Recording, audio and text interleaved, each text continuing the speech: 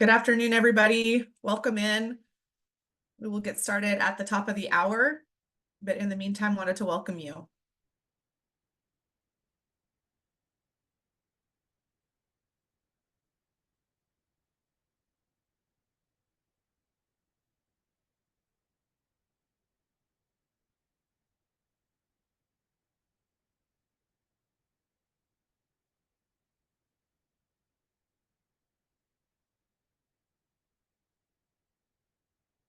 Go ahead and come on in. Thank you, everybody, for joining us.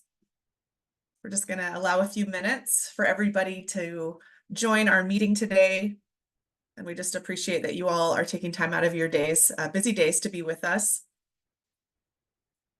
And we know that the information that you're going to hear today is going to assist and support you and working with students, families, campus and district leaders, support staff, and other stakeholders. So it's going to be very valuable to you. So we'll go ahead and get started here momentarily.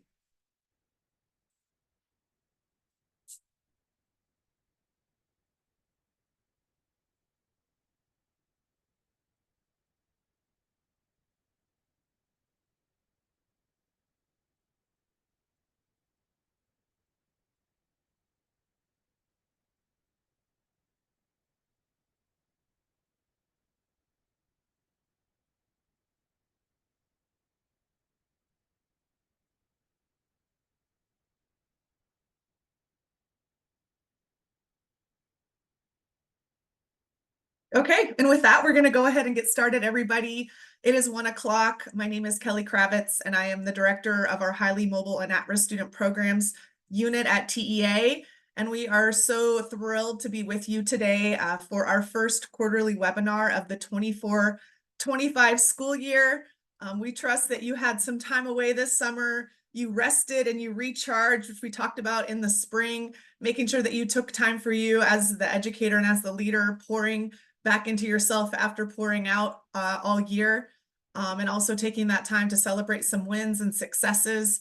And so we are just coming back, trusting that you are rested, and look forward to kicking off the school year, providing relevant information and updates for you. Just as a quick intro and getting started, we've simplified some of our survey process this year. And so here you can see on the screen is a QR code, and we would love to get to know you. So please do share with us who you are, what your role is, and some basic information. And that will just help us in serving in the work that we do with you. Our meeting today, for those of us that are first timers, welcome. We know there is a million other places that you could be with this hour and a half, but you were choosing to be here with us, and we respect that, we honor that, and we are grateful for who you are and what you do, and that you took time out to be with us here today, and trust that the information that we're going to provide is going to be helpful to you in your service, ultimately to students, but various stakeholders, families, as I said, campus and district leadership, support staff, and all the various folks that you work with and the roles that you serve to serve the students that we are here to serve. So we are partnered with you here in that at TEA. We value you, we value your time, we thank you for your leadership, and just desire to equip you today and pour in as you all pour out every day. So here at TEA, I'll go ahead and go to the next slide. We are in the Office of Special Populations and Student Programs, and we are committed, together we are committed to high expectations and strong systems that provide supports to achieve equitable outcomes with all students with diverse learning needs. So this is really our true North statement. This is our mission. We are in the Office of Special Populations and Student Programs, and we specifically are the Highly Mobile and At-Risk Student Programs unit.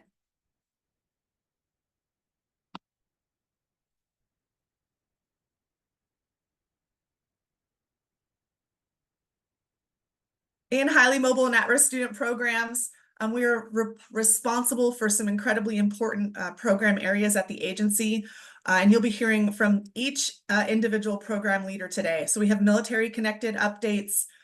We serve homeless children and youth through our Texas Education for Homeless Children and Youth program. We serve students experiencing foster care through Foster Care and Student Success. as well as pregnancy-related services. And we also have the honor of representing all at-risk students on a variety of initiatives at the agency with the legislature, and really provide supports on kind of all things at-risk and dropout prevention at the agency. We really, in our webinars, aim to provide a diversity of information to you, featuring different leaders from different departments at the agency that impact our students, as well as highlighting resources and tools and things of that nature that will be beneficial to you. For today's presentation, it will just be our team. With the start of the year, there's a lot that we wanted to remind you of. We don't have any guest speaker today, but we will be bringing on folks throughout this year. This is a quarterly webinar series, so we do have 4 established webinars. They will all be on Thursdays from 1 to 2:30 in 4 different months throughout the year, and this being the first one.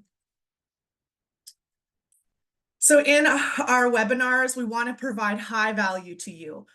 We think of this as like eating at the buffet of highly mobile and at risk. We're coming and each team member is sharing relevant information, tools, resources, best practices, key reminders for the time of year that we're in. And we continue to strengthen. We continue to get better with the information and the content that we're providing. We also desire to connect the head and the heart, right? It's not just the policies. It's not just the laws. It's the resources and the tools, and it's keeping our students at the absolute center of what we do. So that is our goal in these presentations that we have.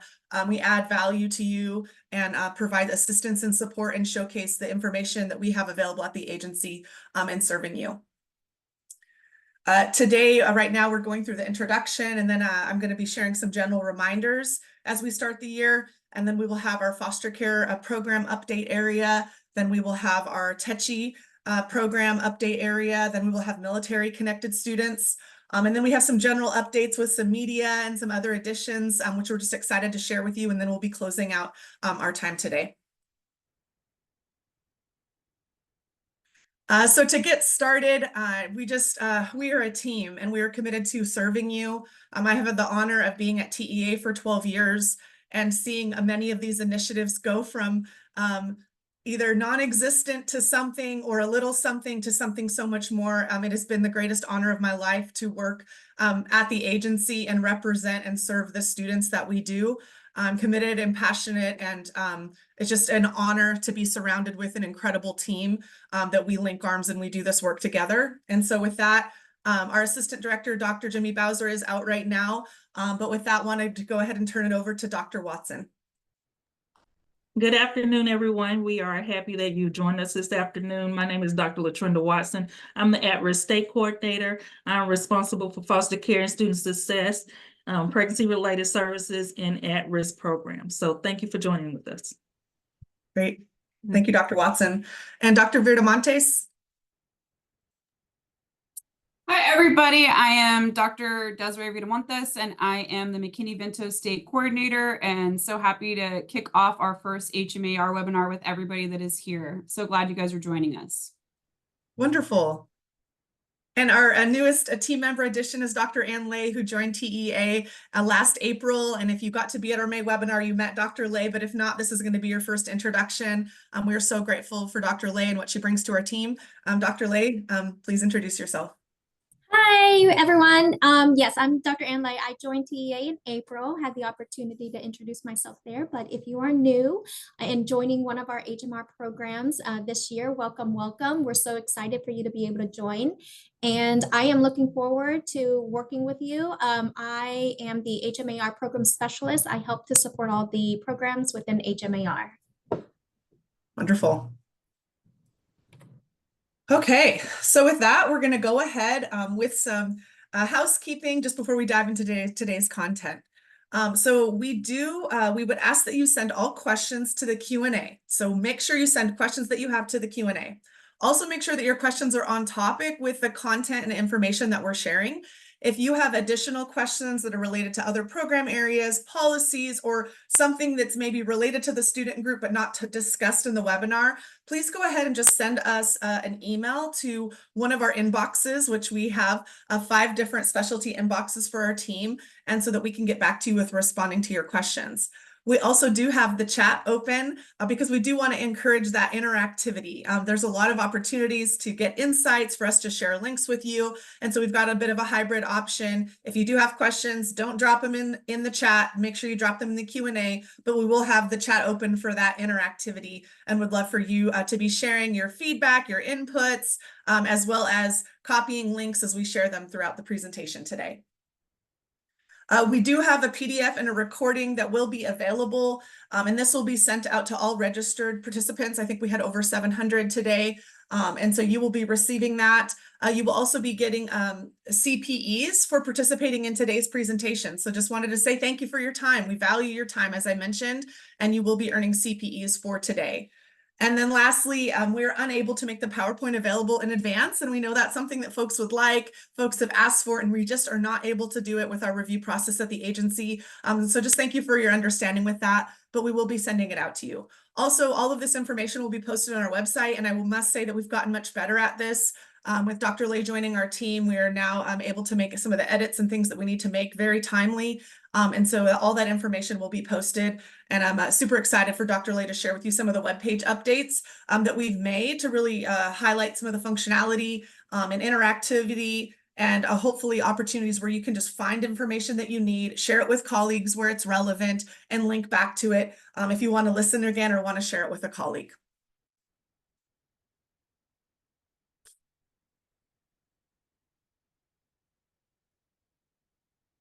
Okay, so our first engagement activity of today is we're doing something a little bit new, and that's utilizing a word cloud.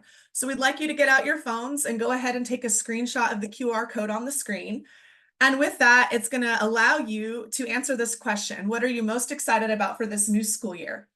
So far, we have one response that's submitted and it says resources, but we look forward to seeing what all of you have to say as you respond in the QR code.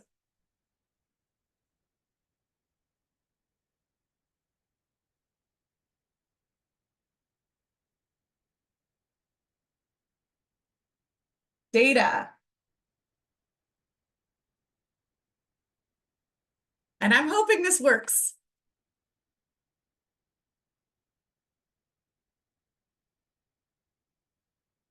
Dr. Lay, any suggestions on this? Oh, here we go. New Yeah, it's just taking a little processes. bit. It's coming. A little bit of lag. Okay, got it. Oh, this is so cool. And I'm just going to start reading some of these things out. Making a difference. New processes, kids, getting more info, new position. Yes, new beginnings. Helping more students. Making a difference. A new district, new beginnings, new processes, new professionals, helping more kids, building bridges. New, working with families. Man, the start of a year, it's an opportunity for new. It's opportunity for new thinking, new perspectives, starting over, growing in new ways. I love to see that reflected here. Excellent. Okay, we're going to go ahead and go to our next. Thank you for the 126 that have submitted responses. And go ahead and keep those coming because we will be able to capture this. And our next question is, what goals are you working to achieve for this school year?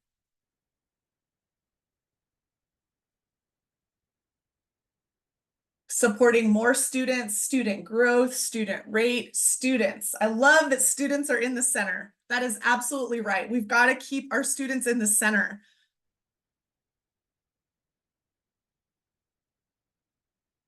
Students, families, new learning, data, mobile students, student growth,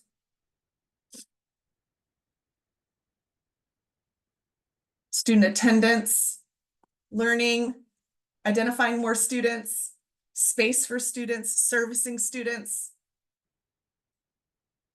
Absolutely, we are committed to our students and we keep them at the center. With all the adult things that we have to manage, we keep our kids in the center, and that's how we can show up for them in the work that we do, in the spaces and places that we hold.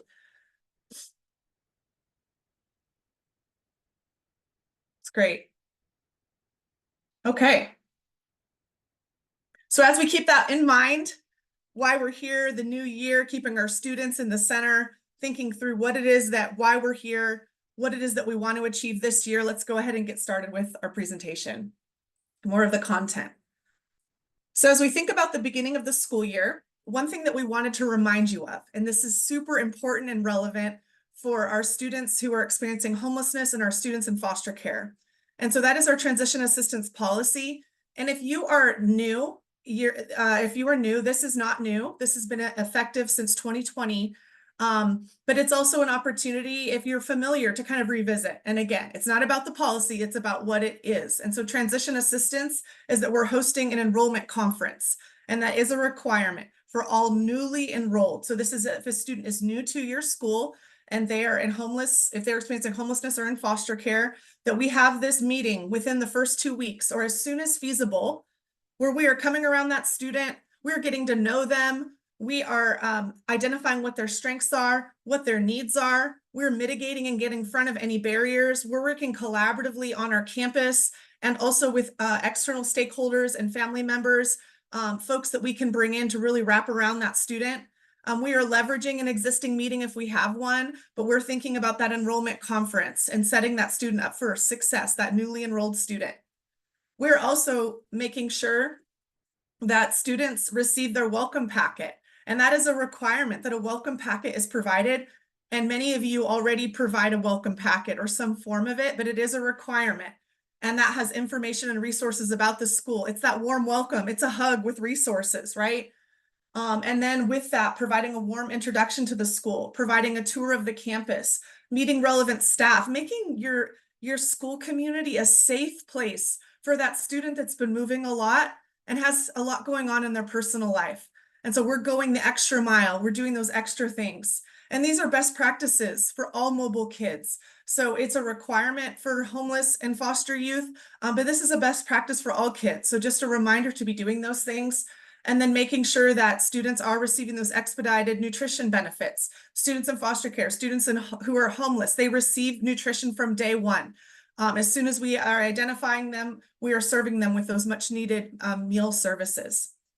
Here on this slide, you're going to see a QR code where you can take a picture of the policy or see the actual policy. And maybe you're not familiar, and that's completely okay. But it's time to get familiar, especially in the start of the new school year, and familiarize yourself with what the requirements are. And there are many, many more requirements in this transition assistance policy. It's actually a lot of best practices as well as a lot of law requirements that are codified in policy on all sorts of topics.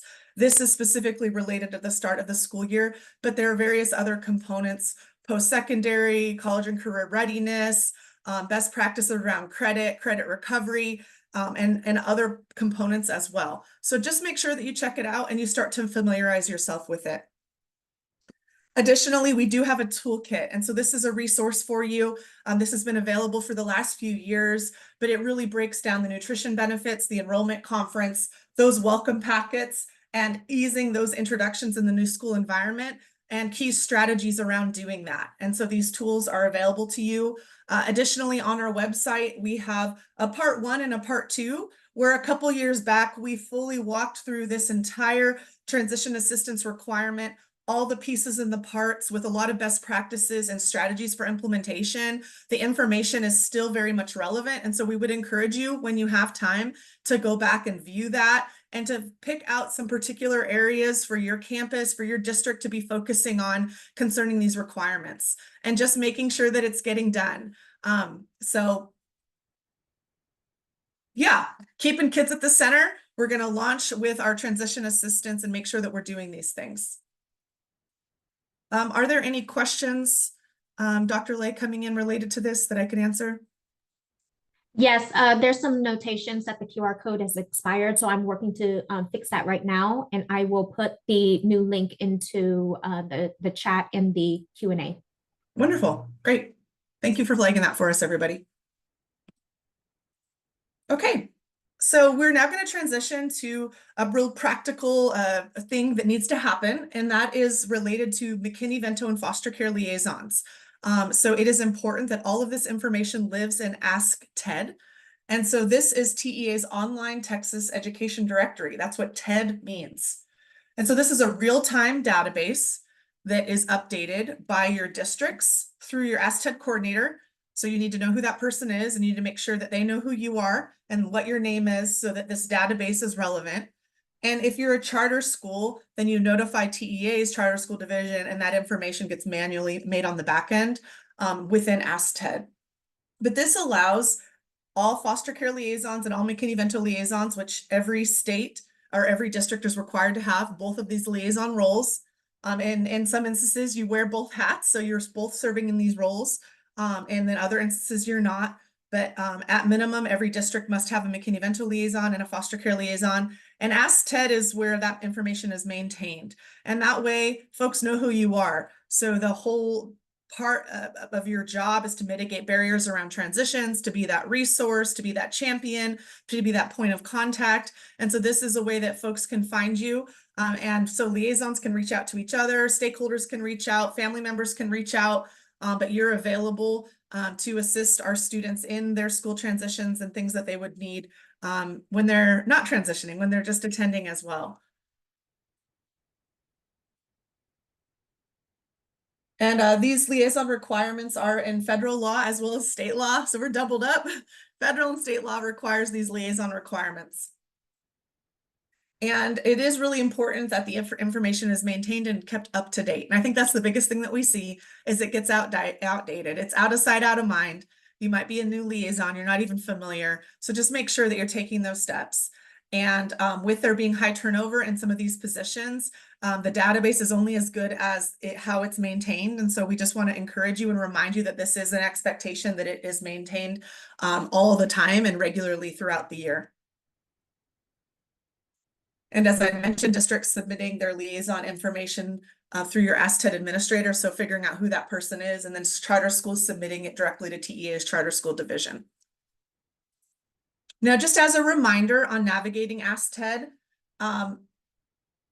you can go to ASTED's website and you're going to see at the top Ask TED, and it's going to allow you to search by district, search by school, search by region, search by the state of Texas.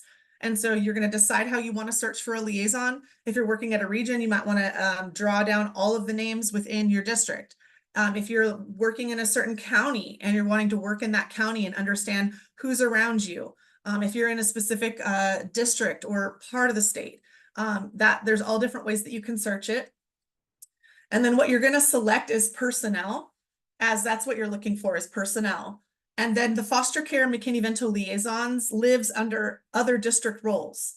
So you need to click personnel, and then you need to click other district roles, which is that third check. And then you can see there what the dropdown looks like for foster care or homeless. You can search them together, you can search them separately, but this is where the information lives. And then what is neat with this database is it allows you to view the details, to select all, and then to download the file. So you can download this information and that you can have it. And regional folks support us by downloading these names and sending out a reminder to have this updated. And it's super helpful for districts and campus leaders when you go in there. And again, you make sure that your information is up to date and that we use this and use it regularly in supporting our students and families. We did create an updated tool. So just excited to share this with you. This is an updated, revamped tool. We had a version of this online. We've had it for the last number of years, but we worked hard to make these updates for you so it's most relevant to what ASTED looks like now. And is a really quick tool. This is also something that you can share with your leadership, share within your community, and folks can easily see how to navigate ASTED to find who those liaisons are, and also just the reminder to keep it updated. So we encourage you to print this off and to share it with folks that need it. I'm seeing lots of hearts, which that's great. I'm glad this is well received and going to be helpful to you all. Anything else on that, Dr. Lay? No, I dropped the link in there. So if you're able to access it, yep, put in a heart. Okay, we love it. Great. Okay, any comments or questions? Okay, we're going to keep moving right along. We've got a lot of content to get through today. And next up is Dr. Watson with foster care updates. Good afternoon once again, everyone. We have a lot of great information for you. So just remember, you may get this information now. We may be going a little fast for you, but you will get this presentation and the recording and everything. You will get it later date. And please feel free to email the actual specific program when you have those questions. So here we go.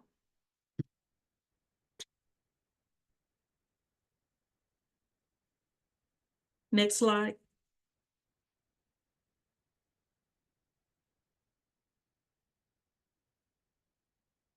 So today with foster care and student success, we will be talking about the foster care liaison. What is going on with foster care liaison? Because a lot of you have said you are new today. So we're going to be talking about the foster care liaison. We're going to mention the self-assessment, especially at the beginning of the new year.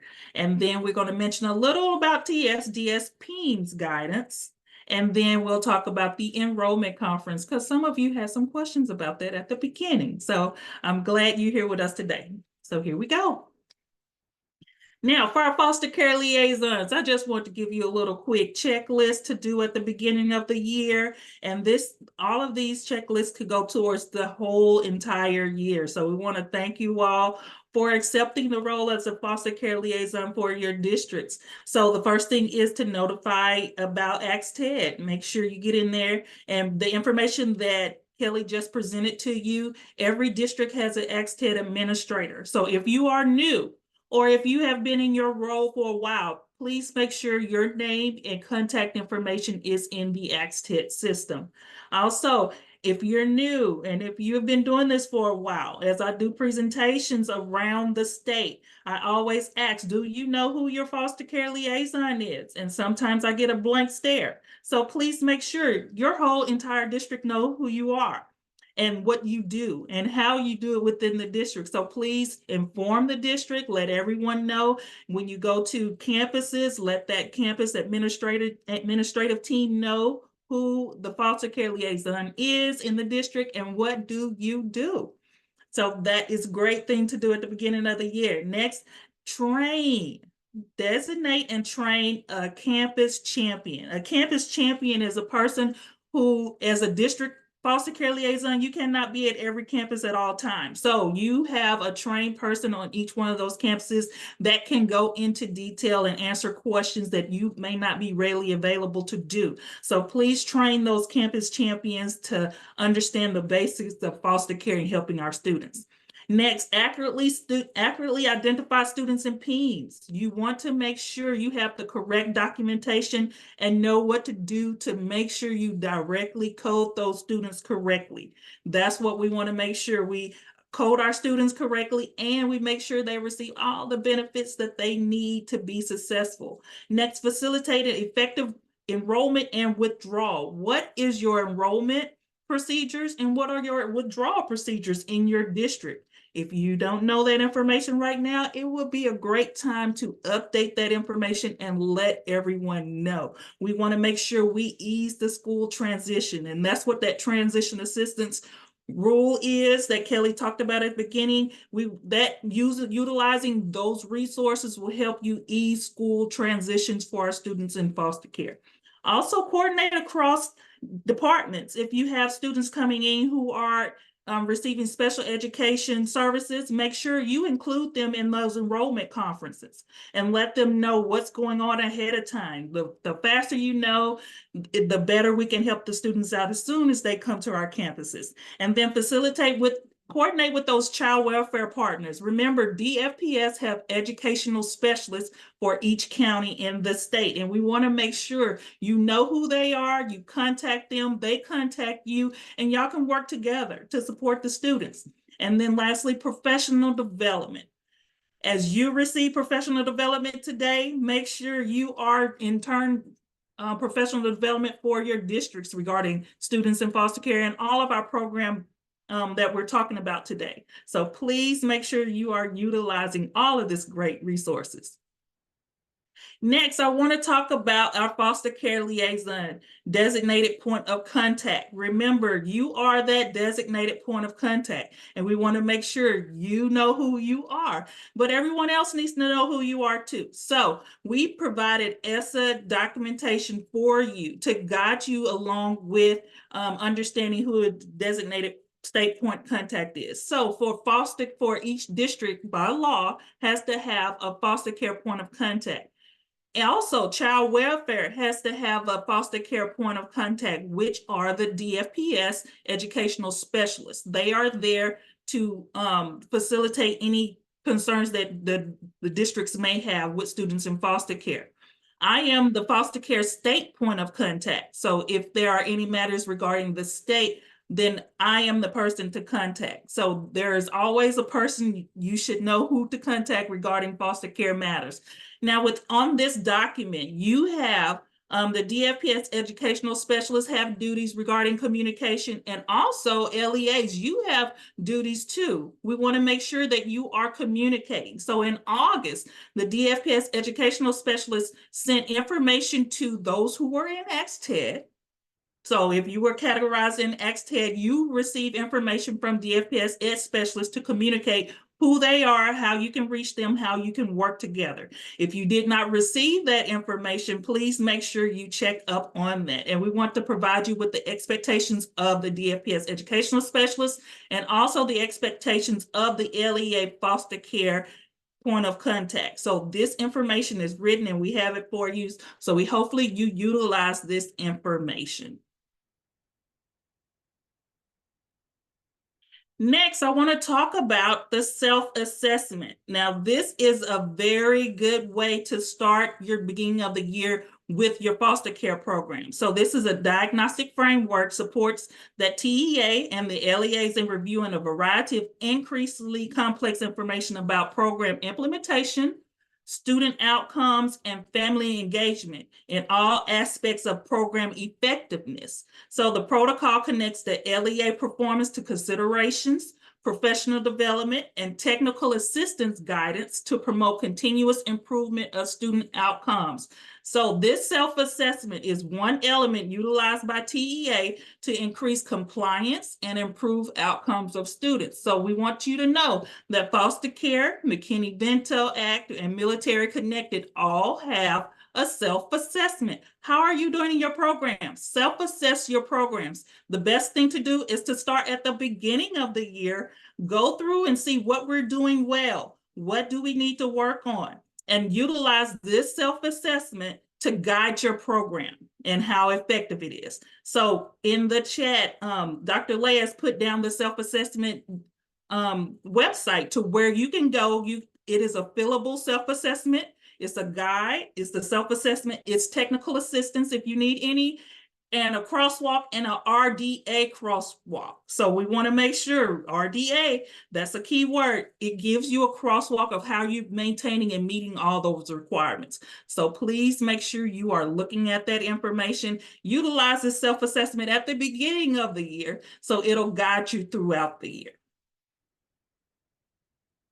Next, we want to talk about our TSDS PEIMS and our information regarding that. There have been some updates with TSDS PEIMS, and they will be providing direct information through that department. They will be providing webinars for that information. So we wanted to come tell you today, just show you the C196 coding chart for that, and make sure you know the identifiers and what's going on with the coding. This information is very valid, so please make sure you're utilizing this. Tell your registers, make sure you the administrative teams from those campuses. We want to make sure we upgrade our identification for our students in foster care. We want to make sure we do that. So TS PEIMS coding for our students in foster care, this is what it is: the 1, the 2, and the 3. So 1, make sure they have the proper documentation to receive any of these qualifiers. So for number 1, that means they have a proper 2085 or 2085E placement authorization and education decision-making form. So they will get that coding for number 1, and that's all students who have that documentation. For codes number 2 and 3, they are for pre-K students only. So you will only use a code 2 and only use a code 3 for pre-kindergarten students only. For code number 2 is if the student was previously in conservatorship in another area, they were there before they came to the school, they were previously in conservatorship. They will have proper documentation for that. So the documentation for that identifier is a pre-K verification letter from DFPS. They will provide you with that information, and then you provide the school with that letter. So they have to have that letter in order to make sure that student is coded that 2. And for 3, it's the pre-kindergarten student who's ever been in foster care in another state, but they currently reside in Texas. That is a qualifier for that student to be eligible for pre-K. So we want to make sure you have all that information, and you know that the information for that. We will be providing detailed information and training for this at a later date. So just want to make sure at the beginning of the year, you're coding your students correctly and you have that proper documentation. Next, we want to show you some information, just give you some scenarios. So if a student leaves foster care within the school year, do they remain coded for the remainder of the year? Yes, they do remain coded for the remainder of the full school year and the summer months. It goes all the way for that complete year. So once they are coded, they stay coded for the year. And then if a student remains in foster care, does the foster care indicator carry over from year to year? No, it does not. Remember that foster care student is a temporary placement. So the indicator does not carry over from year to year. There should be a beginning date and an end date. And usually an end date is the last day of school. So you want the student to be re-identified. You want to make sure that student is re-identified each year. So even if they have not left that same placement, make sure you receive an updated 2085, 2085E. So please make sure you have this information and you know this information. Next, we want to share about the foster care TSDS PEIMS guidance. So this is actual information regarding how you can document what is eligible documentation and what is not eligible documentation. This information will be updated and we will have an updated guidance for you. But for right now, this tells you all the information that is proper for you to properly code a student. What is good documentation and what is not acceptable documentation. So the enrollment conference. So we wanted to just highlight just a little bit for you that the enrollment conference, it is in conjunction with any other conferences that you may hold at the beginning of the year. We just want to make sure that we ease the transitions for students in foster care. That's the whole point of this. We don't want the students just coming to a new school and just going in class to class and they have no idea of what's going on. This enrollment conference would be to just identify the students, let them know what's going on your campus, how can you properly help them, and identify those things, and talking about any programs that the student may need, any programs that your campus may offer that can support that student in being successful, and also get to know more about the student as they come to your campus. So use the enrollment conferences, and you can use them in conjunction. If the student's in the special education and they have an emergency art, guess what? You can hold an enrollment conference with that art. You want to make sure you ask those specific questions that are guiding for that student. So we don't want to just say, oh, just have an enrollment conference, but we want to make sure that you're asking those questions and making sure you're identifying the reasons why and how to help that student transition to your campus. So we will have a lot of training opportunities for you this year. So just like we're receiving questions today, guess what? We will have foster care office hours. I'm having 5 separate foster care office hours, questions that you have, questions that you will have. If you want to know about best practices around the state that are happening with foster care, you have an opportunity to come to any of these and ask those questions firsthand, one-on-one with me. So please make sure you are registering for these foster care trainings. They are on the foster care and student at TEA's website right now. it is open. Registration is open right now. So please feel free to come and ask questions, have conversations, talk to other districts, what they're doing with certain aspects of helping students in foster care. So please make sure you register and attend these. And now we have a foster care and education summit coming up next week, next Thursday and Friday. If you have not registered, please register today. We will be talking the whole summit is about ESSA implementation and foster care and student success. So if you didn't know, now you know, make sure you go register. We do have spots available. We want you to come. And guess what? It's free. So please make sure you register, attend, come learn more information, come talk to other districts about what they're doing. We have a lot for you. It has a lot of great topics for you. If you want to know more information about DFPS, Child 101, Child Welfare 101, if you want to know more about the law and foster care, you can come learn about that. We will have mental health. They're talking about resources. So please make sure you register for the summit that's coming up.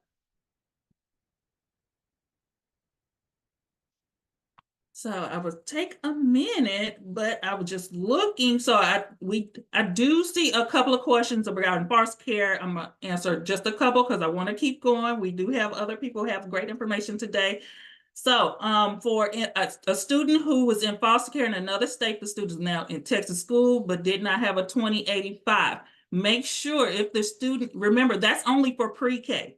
That's for pre-K only. That is not for any student. And you should have the paperwork from the previous state regarding that they were in conservatorship. That documentation is appropriate. So just want to remind you about the pre-K coding for students. I see that question a lot. Pre-K coding. It is a 2. Remember, the coding for pre-K, 2 or 3, depending on their circumstances. Want to make sure you look at that. And just looking at some of it. Will Foster Care Summit be offered in the spring? Right now, we are looking and we want to hold the Foster Care Summit around the state of Texas. So far, we've been in 2 ESCs, ESC Region 4, and the one next week will be in ESC Region 15. So if we have any other ESC regions, or if we have any districts in an ESC region who would like to host it, just please reach out to us. We just want to make sure that you have that opportunity around the state to see this in person one-on-one. So far we've been able to offer it for free, basically with our ESC's help, and also our any other entity who would like to assist. So please make sure you are keeping an eye out. At the end of the presentation, we'll show you how to see any information about updates. So please make sure you sign up for the newsletter so you can receive that information up to date. So now I will keep on going. I have a couple more at risk, just right quick. So pregnancy-related services, just want to give you just a little bit about pregnancy-related services. Program information. If you have any questions about pregnancy-related services, please make sure first place you look is the Student Attendance Accounting Handbook, Section 9. It lays out everything about pregnancy-related services. So please make sure you are looking at the Student Attendance Accounting Handbook, Section 9.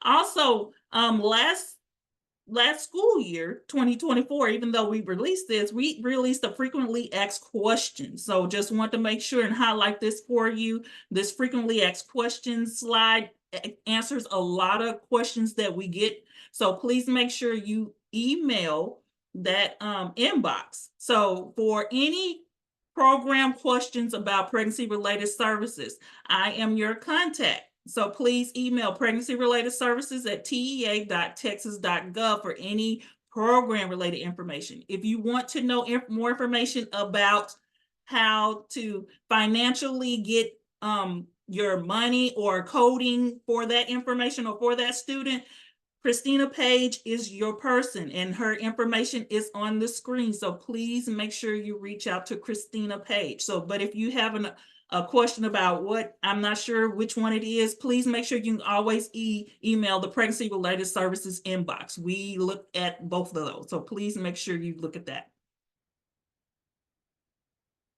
And then next, for state compensatory education. So we know that this is for our at-risk coding of our students. I know you're getting ready to start at-risk coding pretty soon.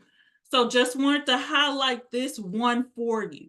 So for students at risk of dropping out, for pregnant, so the student is pregnant or is a parent. So for this information, please make sure you're looking at coding that student. Any student who is pregnant or is a parent should be coded that at risk, and they can receive services. And that, when I say receive services, this is under state compensatory education. So we want to look at providing services under state compensatory education. You can do that for any student who is pregnant or a parent. You can also utilize this code for any male students who are parent. They should be receiving an at-risk coding too, and receive any services.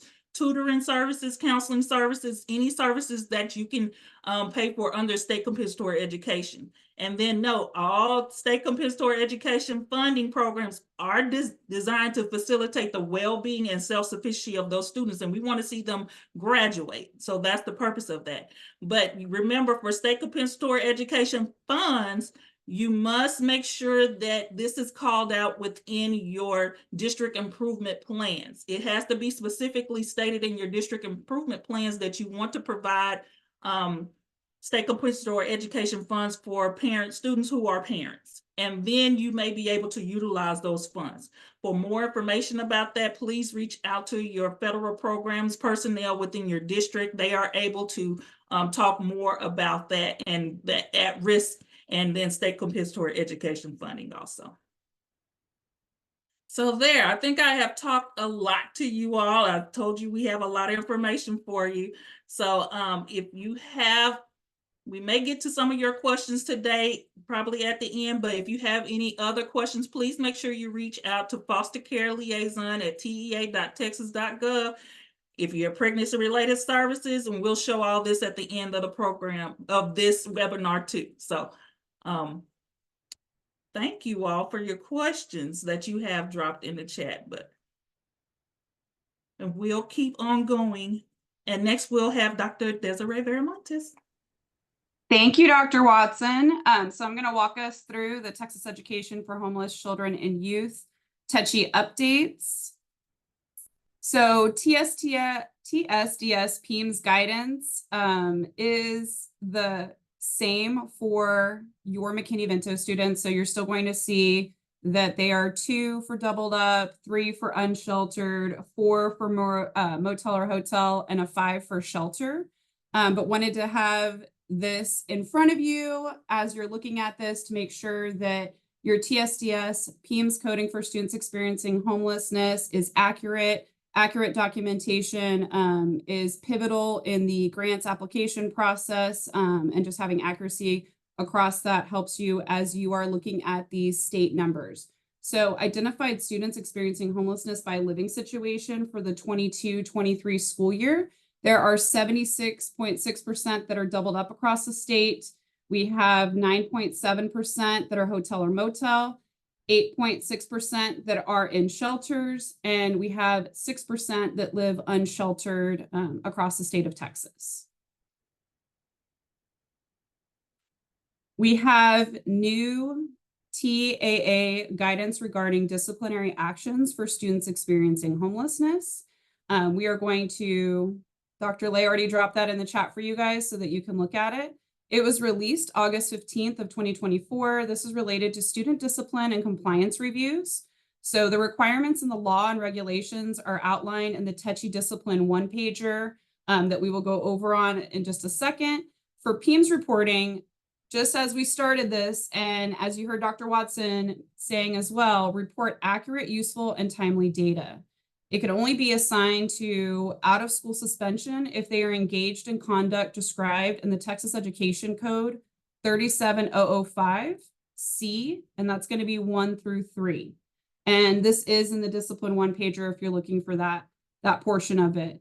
The compliance reviews have recently began due to concerns of school systems, one, placing one or more homeless students in out-of-school suspension for reasons other than the Texas Education Code 37005 C1 through 3. And also the second part is potential failure to submit accurate, useful, and timely PEIMS data to TEA.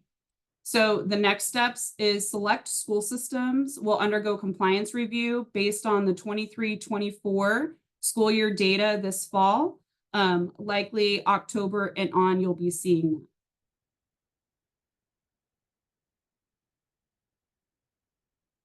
As we alluded to, there is a new discipline one-pager resource. I know a lot of you guys have seen this resource. As you're looking at this, it has the basic information. It's perfectly great to share in a professional development as you're looking at things, who is covered by the McKinney-Vento Act, a did you know section, and then on the back, you've got your flow chart for how you can look at doing the meeting before you do an out-of-school suspension placement, as well as the Texas Education Code 37005 C1 through 3 is in a nice chart diagram there for you to see. We also have our new resource. We also have our updated TECHI infographic. If we can go to the next slide. So this is updated with the 22-23 TECHI information. It has all of the great one-pager things. It is awesome if you look at doing a professional development, doing one-pagers for any of the campus folks that you're working with. They're able to see at a glance exactly what it looks like across the state. And you can share the numbers, just like as a pro tip, you can share those numbers that you have that are in your own school district, especially with like who is doubled up, who's living in a motel or hotel. It's an excellent resource. Both of these one-pagers are excellent resources to use in your professional developments. And yeah, we're just super excited. We're going to have lots of resources that are coming out. So this is like the 2 newest ones. We can't wait to continue to share that. And then just let us know in the homeless education inbox if these have been helpful for you guys to share. And I see that we have somebody, are these flyers on the TA website now? They are, and Dr. Lay is going to touch on that portion of it, which is actually our next slide. So we'll go to the next slide. So yes, these resources are available. We have our TEA base page. That's the same page that you've been going to for years.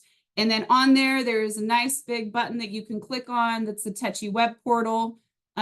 But inside of our base page, there is new resources that are recently released. So you're going to see the TAA that I mentioned in here, the infographic, the discipline one-pager. So we will drop the base page link into the chat, and you're going to see those all there towards the bottom of the page for new resources. So everything that we've discussed today, you can have right now access to looking at those resources and definitely start using them. And then on the next slide, so you're going to want to go onto the webpage where it has the announcements, but on the next slide, we have our upcoming in-person opportunities. We love that you could join us virtually for this HMAR webinar and our other webinars across the TECHI space. But we have some in-person opportunities for you to get the latest and greatest professional development. The first opportunity is going to be ACID in the fall. That's going to be at the Omni Houston, October 29th through November 1st. Also would like you to save the date and start your registration process if you're able to for NACCE. NACCE is a hybrid conference, so you're able to attend in person or virtually. And then we have our ACID Spring, which is April 22nd through the 26th in the Houston area. NACCE this year is in Orlando. So very exciting opportunities for in-person and hybrid. Across our division, we have TECHI, or we have office hours that we've been mentioning. We are calling ours TECHI Talks. So TECHI Talks for the 24-25 school year, formerly known as office hours, but still that office hour that you've grown and loved. We would like to grow with you and collaborate with you. So please scan the QR code or click on the link that Dr. Lay just dropped into the chat to submit your preferences. So what day of the week, what cadence would you like to see for our Techi Talks? Would you like to see it be once a month or more? So please share that information. Feedback is instrumental in how we move the program forward and do our Techi Talks with you this year. Just as a reminder, these are times in the month that Techi leadership team, we set aside for listening, sharing, helping McKinney-Vento liaisons in the ESC space, as well as the LEA space with your questions, queries, and concerns. We have lots of folks that will just pop in to listen to the dialogue and the trends that are going on across the state. We also have some that come with questions. And so we welcome any of those participants and how you would like to see it and do it to connect with it to see if it helps your practice. This is also just an interactive opportunity to connect with other McKinney-Vento stakeholders across the state, do some networking, and learn some great things as we go through scenarios and timely things that are going on inside of your McKinney-Vento Techi program. So super excited for our Techi Talks this school year. I really appreciate you guys and your patience and time. I see some questions popping up in the Q&A. I'm going to hand it over to Kelly to take you guys into the Military Connected Student Program updates, and I will answer as many questions as I can in that Q&A. Great. Thank you so much, team. Dr. Bowser, who leads our military connected work, is not here with us today, so I'm going to go ahead and provide our military connected updates.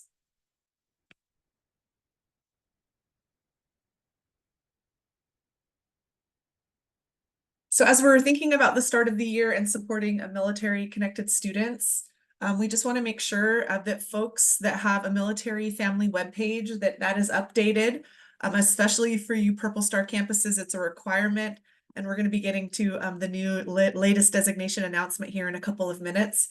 But just want to make sure that you have your web pages updated. Also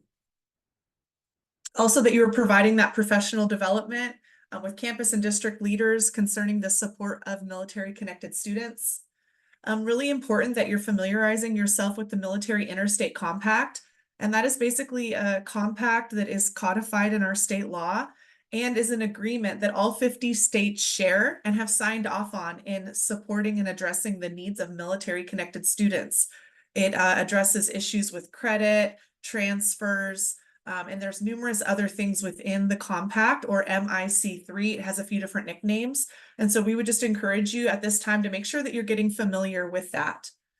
Also, similarly, as we've talked about foster care and McKinney-Vento, having those enrollment conferences in the military space, there's not the same requirement per se, but it is important that you are hosting those transition meetings with students. And if you are a Purple Star campus, you are doing this as a requirement for Purple Star, but you are having those building tours, you're creating that welcoming environment, you are reviewing transcripts, looking at graduation planning if that's relevant, extracurriculars, clubs, and activities, and just creating that opportunity to connect with that military student and their family concerning your campus and making sure that they're getting linked and connected.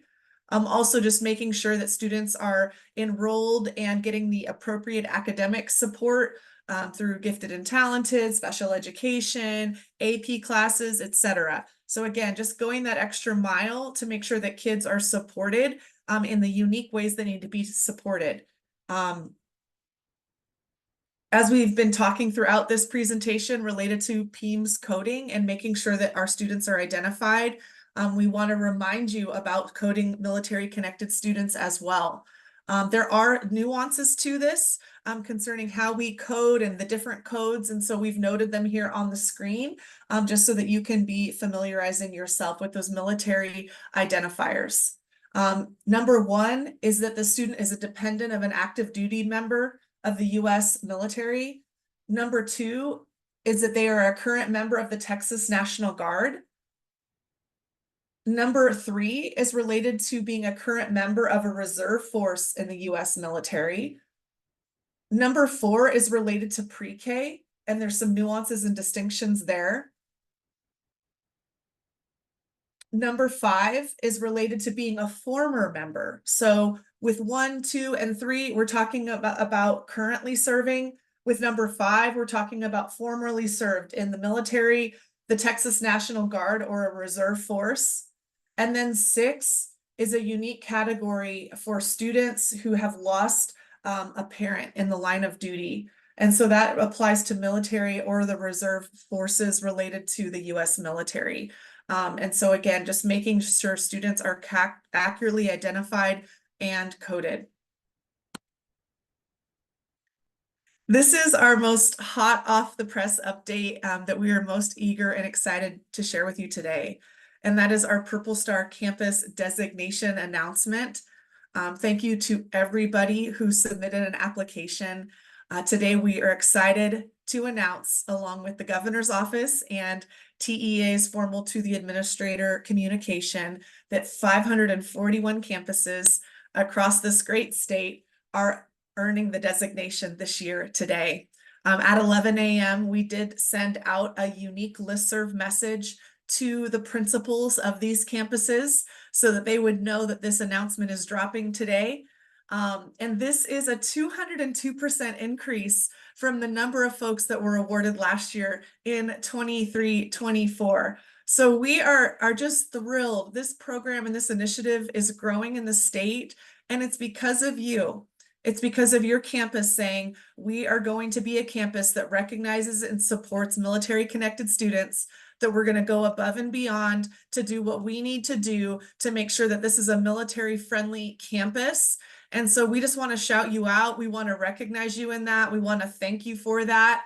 72% of those that are earning the designation are brand new, have never before earned the designation. And so we're also really thrilled about that. There is absolutely no limit on how many campuses TEA will award. If you meet the designation requirements and you demonstrate that in your application, you will earn this designation.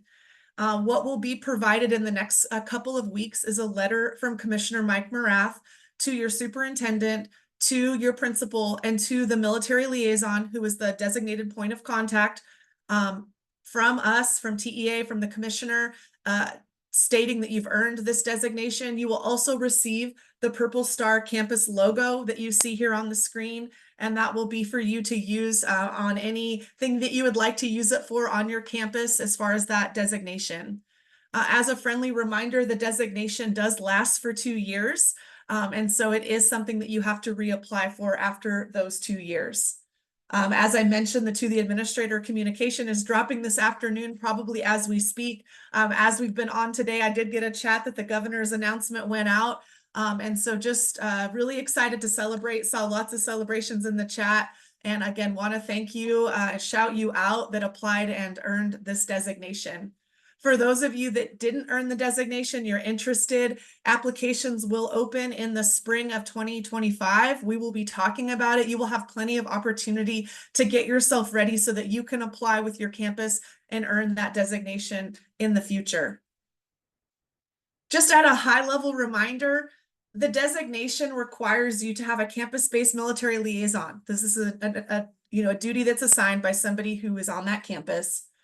A webpage for military connected families, a student-led transition program, provide professional development for staff, and participate in at least one of 3 special initiatives for military connected students and families. And that can be a Military Family Month, Military Connected Student Month in April, or having a special proclamation for your campus's support for military connected families. So there's a couple different things that you can do.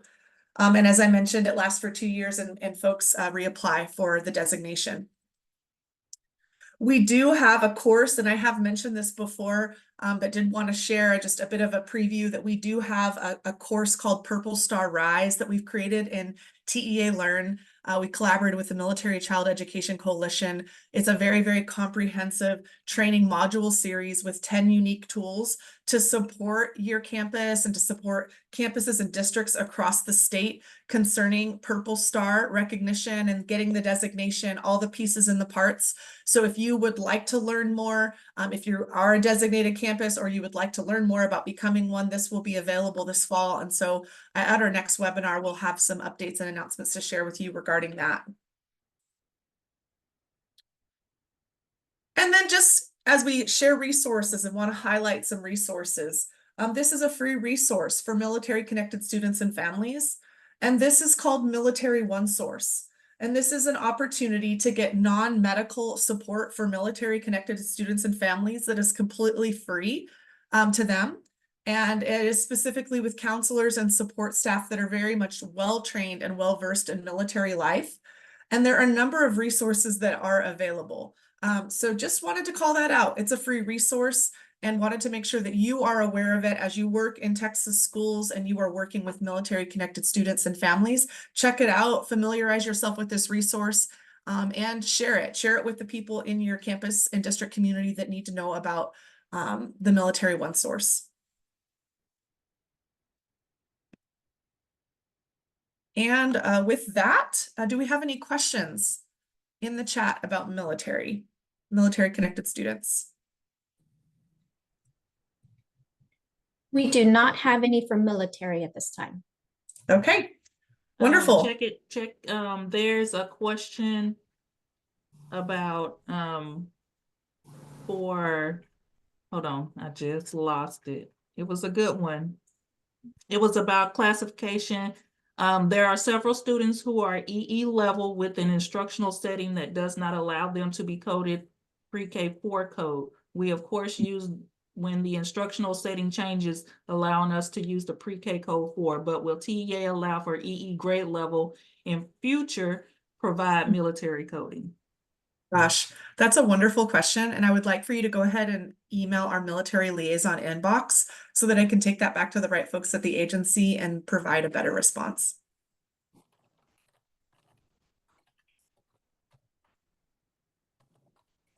Great. Okay, in this next section, I'm going to turn it over to Dr. Ann Lay, who's going to be providing webpage and some media updates and sharing some additional information with you all. All right. I hope you all are excited as I am about some updates in the land of web pages, media, and more. So first, we want to start off. If you don't know how to access the HMAR webpage already, if you can go to the next slide.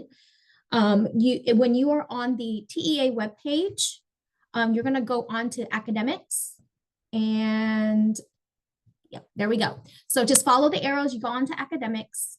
You go to special student populations and then highly mobile and at-risk student programs. If not, I am dropping the link right here as well. You can bookmark that. When you are on the HMAR webpage, we are going to take a look at what's new. So you'll notice that on the right-hand side, there is an additional area. If you can click, there we go. Contact information has been added. So we have the names of the personnel, their role, and then also the email addresses for all the programs that are there. In terms of this front homepage for HMAR, that is the additional information that has been added. But when we go on to the next slide, and you're scrolling down into the HMAR webpage, you'll notice that the purpose and the resources have not changed at all. But if you see foster care, Texas Education for Homeless Children and Youth, and webinars, I start those because we have updated a little bit. So with foster care student success, the summit information has been added, but also the training has been relocated to the information and resource area. And I'm going to drop that in there in the chat for you so that you can see. And then for TECHI, we, and Dr. Viramontes has already kind of touched base on this. We have our base page and then we have our extension, which is the web portal. And I'm going to let you guys go through that in a minute. But as of right now, just wanted to let you guys know the web portal is linked in there. That was the big giant box you saw earlier.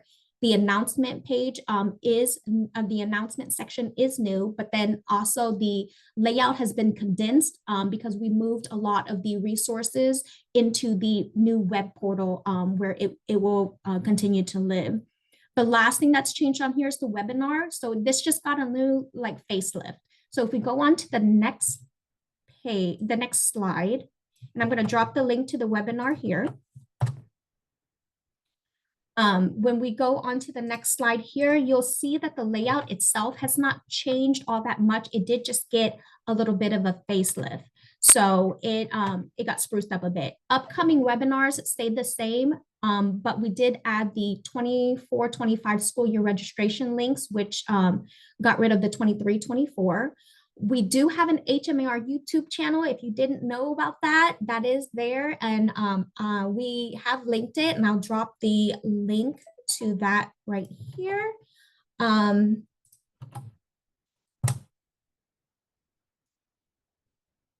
Okay, and then for the previously recorded trainings, before it was divided by the dates of the training. So now what you're seeing is that all the previously recorded trainings are organized by the program. So you see highly mobile and at risk, you see the foster care, the transition assistance. And once you open that expand all, that's where you see the arrow pointing down, you can expand it. And then there's a screenshot here at the bottom here. It is then organized by the school year. So you can access the resource, the presentations of the previous school years by the dates that are there. Right. So now we're going to go on to the next page here, which is going to be our new Techi web portal. So I'm dropping the link here. And if you've been in our previous webinar, you did kind of get a little bit of a preview, but I do want to kind of go through this because this was years and years of working on this across many different departments, many staff members, and we're just so excited to be able to give you guys this valuable tool and resource. So once you go onto the web page, it's the web portal itself, there's two ways that you can navigate. One is at the top, and that's the navigation tabs, or you can scroll to the very bottom and you'll see the 5 blocks, compliance, accountability, LEA, McKinney-Vento liaisons, professional development. You can click on those and they will lead you to the different components. So the first one we're going to look at is compliance and accountability. Here, you're going to see information about state and federal legal requirements and guidance. It'll be on the next slide, Kelly.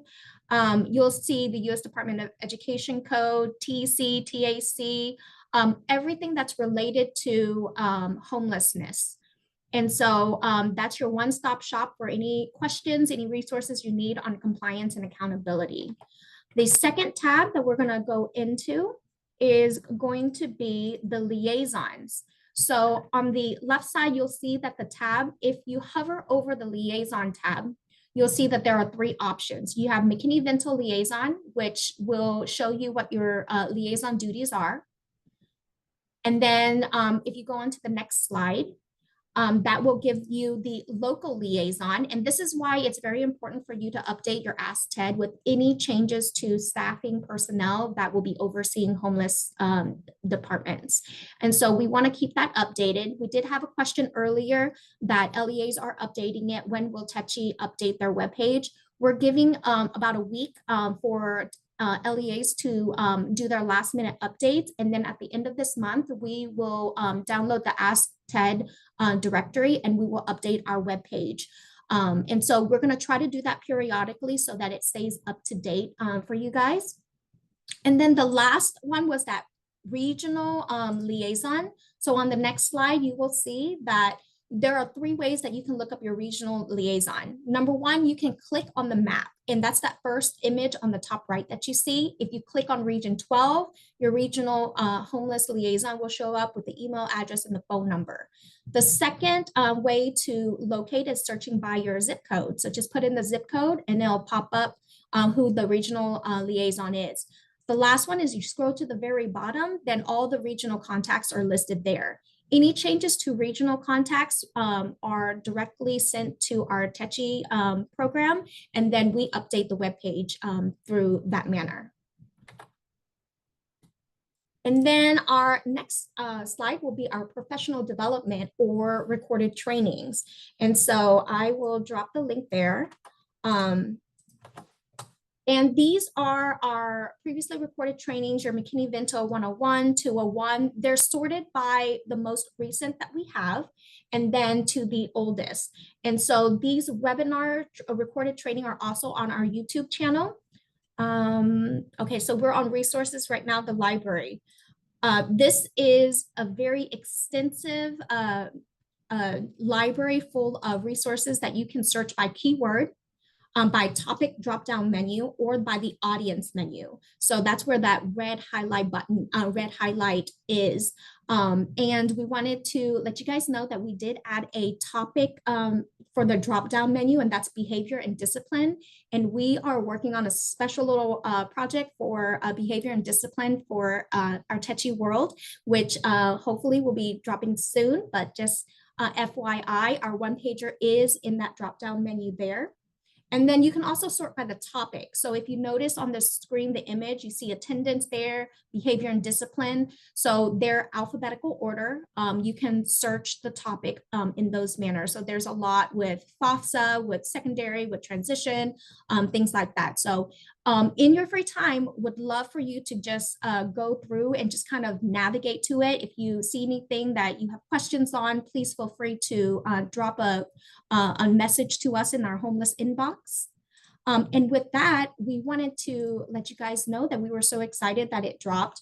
We actually had a lot of promotions and social media traction when we released the Techi web portal. And one of the really cool ones was us being featured on 92.9 radio.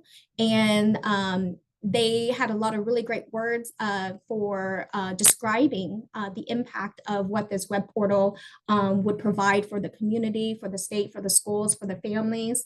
But also there were some promotions with our Facebook, the Twitter, and Instagram. So you'll get a couple links I'll drop in a little bit. And also I will drop the YouTube channel for you guys to kind of peruse around.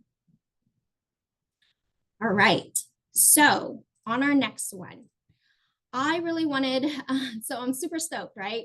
So we're gonna be continuing this Celebration Stories Across Texas project. So we piloted this at the end of last year at our last quarterly webinar for HMAR. And all of our submissions for 3 months that it was open were Techi related. So we ended up creating a 23-24 Techi celebration video reel, which I'm gonna drop the link to right here. And it is 12 minutes long, so please just access the link after the webinar and you can view it. But we were super excited about that video dropping, and so we want to continue for this school year to be able to capture and commemorate all the hard work and dedication of the HMR programs for this school year. So I challenge you, your school district, your campus, your ESC to submit at least one submission every month. We want to be able to capture all the amazing things that are happening in your school, your district, your region, share it with the country to show them that Texas really is the biggest and the best state there is. And so please bookmark the link, scan the QR code, set a calendar reminder, and submit. We would love to be able to expand this out to all the HMR programs and really capture all the amazing things that we are doing in the state of Texas because of your hard work, your dedication, and your passion for student success.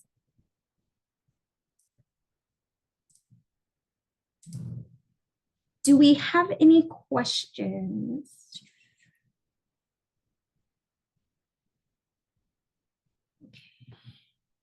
All right. There were some errors in the links I dropped. I will drop them again. I'm so sorry. I was kind of doing two things at one time, but I will drop them again for you. And the links will be active in the PDF that you will be receiving. So in any event, you will have access to all of the resources. And okay, let's move on. For our HMAR, save the dates and reminders, which is going to be next. We want to remind you guys that the 24-25 HMR webinars, save the dates. So today was our first one. The registration links for webinar 2, 3, and 4 is active on the HMR webinar page that we showcased earlier. And so you can go ahead and register for those. There's built-in reminders in there. So once you register, you'll be getting reminders a month out, a week out, the day out, and the day of. So you do get some built-in reminders to make sure that we are in the webinar. And then on our next slide, all of our upcoming training events for 24-25 is broken down into the program. So what you'll see is the TECHI here, foster care, and military connected students. Blue is going to be webinars, and all of the registration links and information is going to be active links here. Green is going to be conferences or summits, and so those are the distinctions there. So this is like a one-stop shop here, all the webinars and conferences information that you'll need. And as a reminder, if you have not already, if you scan the QR code, it will lead you to signing up for the listserv. So you'll put your email address, and then you can select which program you would like to receive alerts for, stay up to date with. If you're already subscribed, you can still enter your email address, and it'll ask you if you want to update any new subscriptions to any more listservs. And then finally, we have our HMAR division emails. So if you need to email military or pregnancy related, foster care, or TECHI, our email addresses are listed here. All right, back to you, Kelly. Great. Thank you, Dr. Lay and team and everybody who is joining us here today. It looks like I might be frozen, but I'm not sure.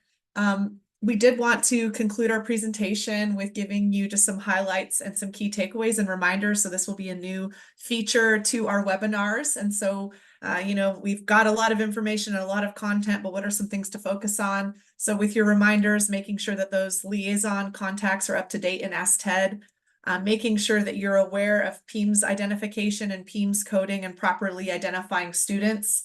And that we are serving students with those enrollment conferences, those welcome packets, and supporting and easing their transitions, especially newly enrolled kids in the school, in your schools.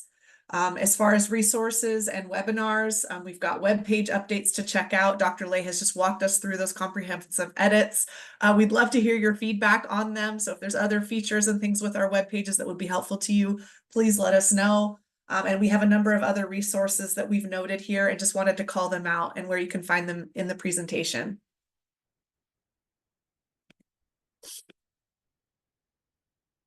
And as we come to the end of our presentation, we always like to get your feedback.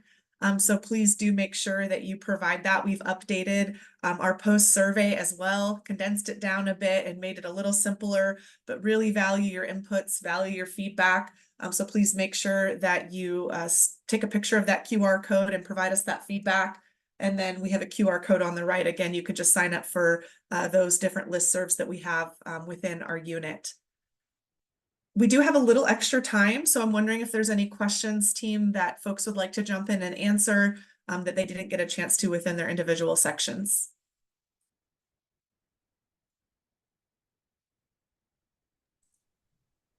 I can ask a question. There was a question that came in. Is there a verification process for parents who indicate their child is military connected?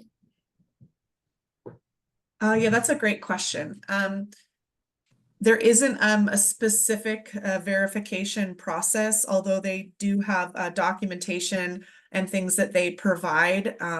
And so, and that may look different, but and we do have a tool actually on that we can share on our webpage that kind of shows the different things that a military family may provide. But it's not as prescripted as like the foster care space where there is 2085s and there's all these detailed documents and forms. It looks different for military connected students. Okay. Guys in the TECHI space, so we've had a lot of questions about what the next steps are for the 24-25 competitive grant. So we just want to start off by saying, like, please use all of your ARP funding to have it expended by the September 30th due date. Grant negotiators will be in contact soon for any grant negotiations that need to happen before the next stage of the NOGA. I appreciate those questions that you guys have coming in there. If we didn't get to one of your questions, and I did answer that in there, please send it to the homeless education inbox. We are happy to look into it for you and get you a response.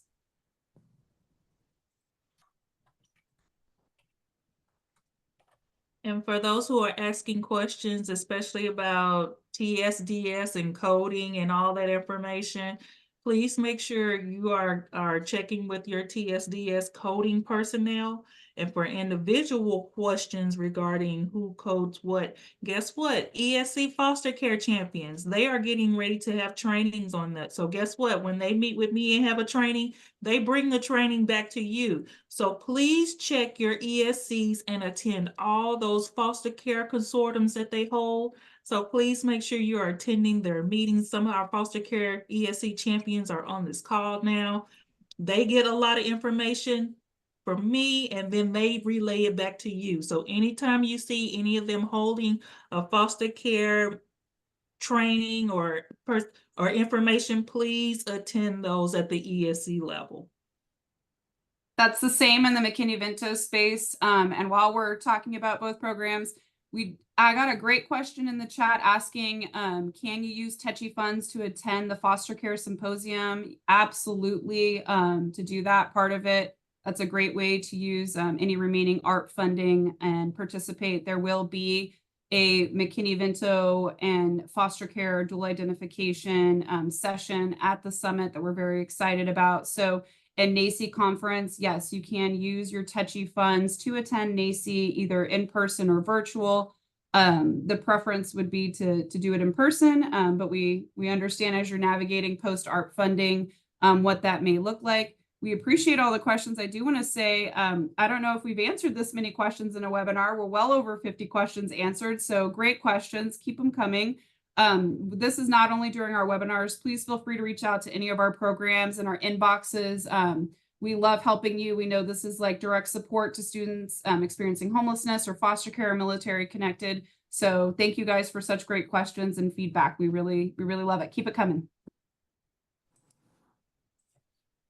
There was a question about when the recordings and the copy of this webinar is going to be provided. I will work on finalizing everything, and sometime next week you will receive an emailed copy of both resources. Wonderful. Well, that is a wrap. Our first quarterly webinar of the 24-25 school year. And we just again want to thank you for your attendance and your time today, and most importantly, what you do for students across this great state. And we look forward to seeing you at a future webinar. Take care, everybody. This concludes our presentation today.